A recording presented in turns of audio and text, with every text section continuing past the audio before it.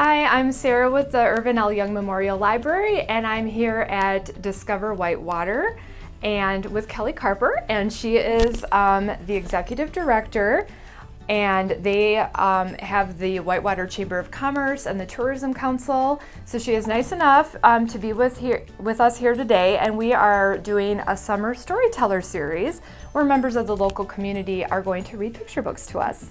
So Kellie is here to read her favorite picture book, which is Alexander and the Terrible, Horrible, No Good, Very Bad Day by Judith Viorst. So thank you so much, Kellie, for being with us. My pleasure. Alexander and the Terrible, Horrible, No Good, Very Bad Day by Robert Lesher, with love and thanks.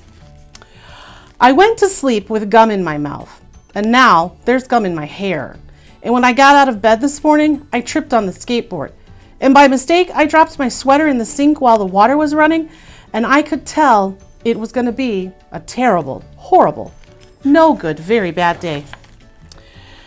At breakfast, Anthony found a Corvette Stingray car kit in his breakfast cereal box. And Nick found a junior undercover agent code ring in his breakfast cereal box. But in my breakfast cereal box, all I found was breakfast cereal. I think I'll move to Australia. In the carpool, Mrs. Gibson let Becky have a seat by the window. Audrey and Elliot got seats by the window too. I said I was being scrunched. I said I was being smushed. I said if I don't get a seat by the window, I am going to be car sick. No one even answered. I could tell it was going to be a terrible, horrible, no good, very bad day.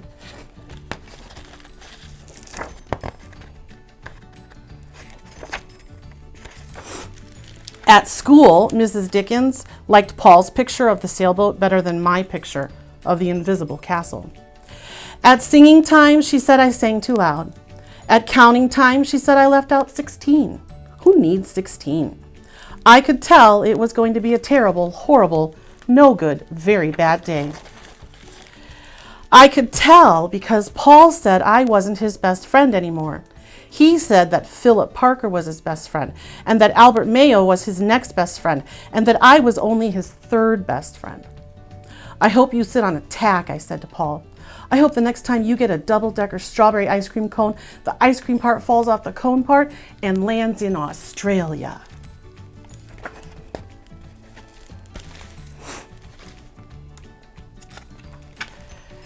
There were 2 cupcakes in Philip Parker's lunch bag, and Albert got a Hershey bar with almonds, and Paul's mother gave him a piece of jelly roll that had little coconut sprinkles on the top. Guess whose mother forgot to put in dessert? It was a terrible, horrible, no good, very bad day. That's what it was, because after school my mom took us all to the dentist, and Dr. Fields found a cavity just in me. Come back next week and I'll fix it, said Dr. Fields. Next week, I said, I'm going to Australia. On the way downstairs, the elevator door closed on my foot, and while we were waiting for my mom to go get the car, Anthony made me fall where it was muddy. And then when I started crying because of the mud, Nick said I was a crybaby. And while I was punching Nick for saying crybaby, my mom came back with the car and scolded me for being muddy and fighting. I am having a terrible, horrible, no good, very bad day, I told everyone. No one even answered.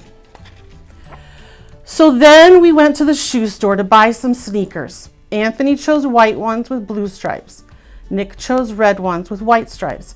I chose blue ones with red stripes, but then the shoe man said, we're all sold out. They made me buy plain old white shoes, but they can't make me wear them. When we picked up my dad at his office, he said I could play with his copying machine, but I forgot. He also said to watch out for the books on his desk, and I was careful as could be, except for my elbow. He also said don't fool around with his phone, but I think I called Australia. My dad said please don't pick him up anymore. It was a terrible, horrible, no good, very bad day. There were lima beans for dinner, and I hate lima beans. There was kissing on TV, and I hate kissing. My bath was too hot. I got soap in my eyes. My marble went down the drain, and I had to wear my railroad train pajamas. I hate my railroad train pajamas.